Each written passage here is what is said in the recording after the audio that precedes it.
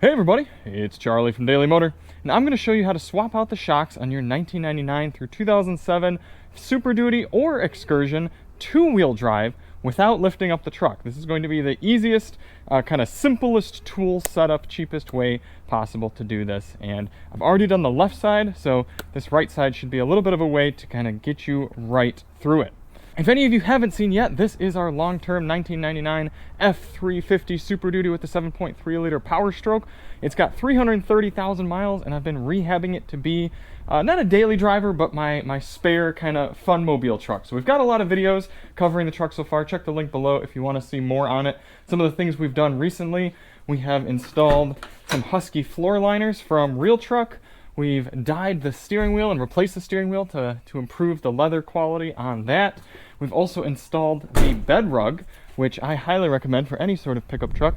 This makes it a little easier to have the camping setup back here, which you can see in some of the other videos. I've got it all out right now, kind of drying out. I need to do some more weatherproofing to the camper topper here. But if you want to pick up any of these accessories, including these Bilstein 4600 shocks, check the link below to get a little discount and to purchase from Real Truck. They've got all sorts of different accessories for your trucks, and we use them with our Ford Maverick. We're using them here now with the F-350. Very easy to use. They shipped these shocks out in like 2 days. I was really surprised. We decided to go with the Bilstein 4600s over the 5100s because this is a two-wheel drive truck, and I never really take it to do any sort of hardcore off-roading. Anything off-road is simply to get to a campsite. I wanted to try to retain as much on-road bump compliance as you can get from an F-350 not towing anything. So we went with the 4600s, a little bit cheaper, and like I said, I've already done the left sides. You can see in here, seeing a little bit of the yellow shock action down there, and yellow shock action up in there, even though there's not much light. So the rears are a whole lot easier than the fronts. But like I said, we did this all without jacking the truck up, and upon replication should be pretty straightforward here. So we're going to start with the rear and then make our way up to the front shocks. First things first, this is everything you're going to need. You got your shocks here on the left. You've got some sort of cutting tool. I've got a socket wrench, some extensions, pretty much every extension I own. I'm using a vice grips here for one section you'll see up in the front of the truck, but technically you can use a 19 millimeter open face wrench as well, or even a box wrench. I've got a 15 millimeter deep, but we'll talk about that here when we get to the front as well. We've got an 18 deep. I think we're going to need a 19. No, we're not actually going to need a 19 deep. But there's two parts in the front where either having a 19 or a 15 are kind of interchangeable. So again, we'll talk about that. I've got my 15 box wrench here. I've got a little WD-40 just to make it a little easier to slide the shocks on there. And I've got an impact wrench only for removal of the old shocks. You really shouldn't be ratcheting down your new shocks on there, but the older ones I don't really care about too much, so might as well save myself a little bit of effort and use the impact on that. And you also need a 6 millimeter Allen wrench. First things first, then, or I guess second, I did drop the spare tire. It gives you a little bit of extra wiggle room back there, and it's so easy to do. You just kind of wind it down and move it out of the way. It's also a good chance to check on your spare tire, make sure the tire pressure is good. Let's get our rear shock out here. I'm working in the sun on this side. It'll be a lot warmer. I was in the shade on the other one, so see how quickly we can get through this rear. Interestingly, no instructions for the rear shocks, just simply and sticker. But it's okay because the rears are remarkably simple and straightforward.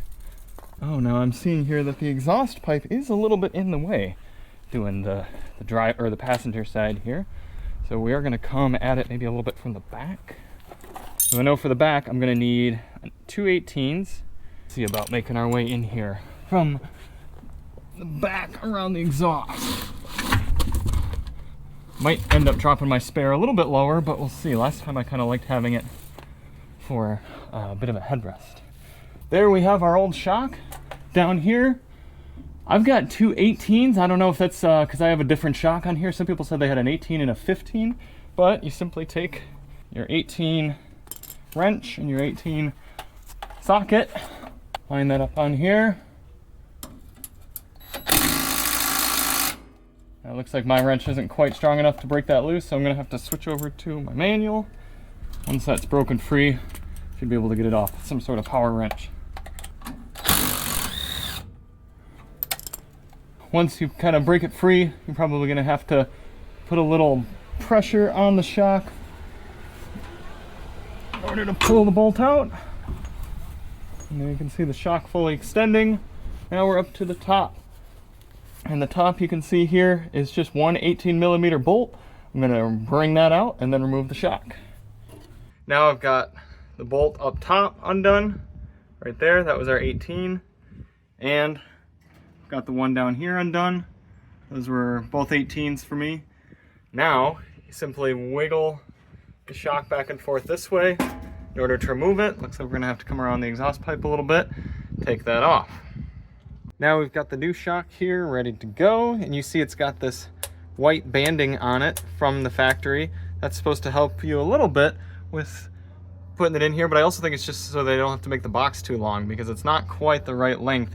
It actually might be if the truck were lifted up, but we're gonna have to compress it a little bit more, so I'm gonna talk about that here in a moment. But first, I'm gonna spray a little bit of WD-40 right in the eye hole there, a little bit up top on that bolt. It's just gonna allow it to slide in a little easier. I'm gonna mount it on top. Now we've got the top bolt tightened down, and you can see, since we don't have the truck jacked up, this is still not clearing by, a few inches or so. I'm not a particularly strong person, but I was still able to take the last one and push it up with both hands, and then hold it with one hand and push the bolt through. So that's what I recommend you do as well. But if you have a floor jack and you can't quite pull this up on your own, just get the floor jack under here. You can jack it up and give yourself enough support to slide that through. And there we go, bottom bolt tightened down. That's 2 18s. You can see I've got this now. I just need to cut out with my knife. And I noticed that the boot has sort of freed itself from this top portion, so I'm gonna have to try to get that back over its lip. And other than that, the rear is done. So I'm going to get the spare tire put back up, and we're gonna head to the front. The key for doing the fronts without jacking the truck up is having the wheel turned away so that you can get in to the shock from the back. So we're gonna have to turn the wheels the other way and then get started. All right, the main idea with the front is that you remove that bottom bolt right there, and then you remove the top bolt, which you can get to either from reaching in right here, or you can get to through the top, through the engine bay. Now it's looking like this one for me is gonna be a little easier to mostly access from right here, but there still might be times that we reach in through the top. So let's start off with that bottom. That's another 18mm, so I am just going to impact that right off. For removing the top bolt, you have a few different options depending on your tools. I went to Harbor Freight and picked up a ratcheting box tool set with a 15. So I'm gonna sneak this 15 up on top, and then I'm gonna hold the bottom, that part right there, with these vice grips, and I'm just gonna simply ratchet it free from here. However, if you don't have a ratcheting box wrench, which I did not when I did the driver's side, you can use a socket wrench 15 up at the top with a bunch of long extensions, and then ratchet it from up there, and just have this kind of mounted against the side, and that should allow you to ratchet from up top. I will say, this one is a little bit more precarious to do from the side here, because you've got this piece of metal to sort of come in at an angle, so I still might end up throwing an extension on and going from the top. We'll see. I've got like 20 degrees of motion, but because we're on there, and it's a ratchet, we can just patiently back and forth. That is the other thing. If you go from the top, you can get some extensions on and eventually just throw your impact or your power wrench and be good to go. So things to consider. For some reason, the GoPro didn't record this section properly, so we've got a little voiceover, but you can see we got the shock fully unbolted from both the top and the bottom. Just wiggle it around, kind of a little bit of a twisting motion, just back and forth with some downward pressure, and eventually it will pop out. You can see how wore out it is. At the fronts, I was easily able to push them down with my arms. Grabbing the new shock, pulling it out here, you can see you got the shock itself and then a good bit of hardware. These are the bushings and washer to go up on top. Now a good bit of this got cut out, but you do actually have to cut out the old rubber bushing that's already in the truck from the previous shock. This one is a different style, so get yourself a knife or something, reach up in there, cut that bushing out. Then in order to install the shock, you push it right up into that hole. Make sure you have your washer and then your bushing on the bottom in proper orientation. And then this is the part that gets difficult if you're someone like me and had your floor jack stolen. You gotta improvise. If I had a floor jack here, you'd simply jack the shock up to where it needs to go and then slide it onto that bottom bolt. But I had to get creative and use a piece of wood and kind of muscle that shock up onto there. The main thing you just gotta do is get it onto there. And then once it's on, you can sort of provide a little bit of extra lift with your hand and then kind of get it on there afterward. Here's a visual on how I'm makeshifting this. Lift a little bit, and then push it in on there. Then you just gotta rubber mallet that on enough so that you can get some threading and thread your bottom back on. That's the easy one. That's your 18. And that bottom bolt should be torqued only to 19 to 25 pound-feet, which seems a little light. The Ford torque specs are a little bit more than that, so take that as you will. And now to the top. So this is where you do have to come at it from, well, actually, I guess I don't know if you have to necessarily come at it from the top, because you could just slide these on there. You're gonna slide this bushing in like that. But if you're going through, lining like this, it might be kind of tough not to drop it. So I'm gonna see what our prospects are like going up at it from the top. The 7.3 has got a lot of stuff filling in, but it looks like underneath here, I can see the bolt sticking through. So I'm gonna give it a shot. Try to reach it on down there. Again, you don't want to drop it because it could disappear into nothingness. You also don't want your motor to be too hot while you're reaching down in here. Oh, now see, this is kind of a problem. I should put some WD-40 on this because sliding this down without a good ability to get pressure on it gets really difficult. Again, I'm kind of looping around at an angle, so without taking anything out here, it's not the easiest thing to press in on. And I might have better luck. Oh, we're on at least. Now that it's on the threads, I'm gonna come back around and look at it from down here. Yeah, there's just not a great way to push down on it. Huh. I'm actually gonna put in a wrench and lever it down.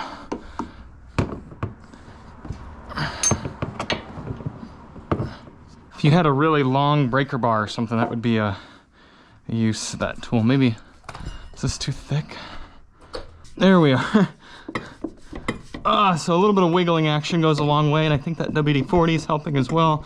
But I'm putting a lot of pressure here with my crowbar. Down, ow, fuck. Get that to seat enough so that we can slide this one on. Make sure proper orientation. And it feels like I've got just enough threads to get that 19mm bolt on there. Let's see about coming at it from down here. Yeah, I think we can probably do that. Let's see. Seems that our light has given up, unfortunately. Now for me, I'm just having trouble getting any sort of hand action through here. The lining is just a little tight for me. And I really don't want to lose this bolt. So I'm gonna try to go in through the top again. Whew, okay, we're threaded. So getting those things on there, it's gonna be easier from the top. But then, once you've got threads on that bolt, this is where running to Harbor Freight pays off. Your 19mm ratcheting box wrench. We're gonna sneak that right up in here. You need your 6mm Allen wrench. I had put it away out of frustration earlier. Here we go. Now again, this passenger side is new for me. We're gonna see if we can snake this on there. What you need to do is you put the Allen wrench right in the very top of the shock bolt, and that keeps the inner part from spinning. Now, what we're gonna have to try to do, since you're doing this alone, is have the Allen key in there, maybe wedged up against something underneath in the engine bay here. If you had a second person, then they could just reach in there and hold the Allen key for you while you get the bolt started. What I was able to do on the driver's side was actually have one arm in here and the other arm down here, and I think I can actually do it the same way. Yep, there we are. So like I said, I've got one hand in on the Allen key and the other one socketing away, or ratcheting away rather. I wouldn't necessarily call this easy. It'd probably be easier to invite a friend over or a neighbor, convince him or her with some beer, and have them hold this for you. But in a pinch, it'll do. Alternatively, you could use a screwdriver with a 6mm hex head, but I don't think we could get that in there on this side because of the stuff blocking it with the 7.3. And you're gonna be here a while because it's a long bolt thread. Whew. Give my arm a little bit of a break there. It's in such a precarious position, being pushed up against everything. Oh.